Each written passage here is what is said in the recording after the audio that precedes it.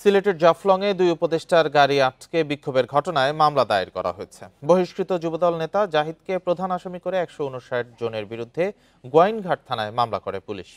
Bundle থাকলে প্রতি সেনমানিতে টাকা বাঁচবে। বিকাশ সেনমানি বান্ডেল কিনে জিতুন প্রতি লেনদেনে। সিলেট পুলিশ সুপার মাহবুবুর রহমান জানান, রোববার রাতে গোয়াইনঘাট থানার উপপরিদর্শক ওবায়দুল্লাহ বাদী হয়ে মামলাটি দায়ের করেন। মামলায় ৯ জনের নাম উল্লেখ সহ ১৫০ জনকে অজ্ঞাত করে আসামি করা হয়েছে।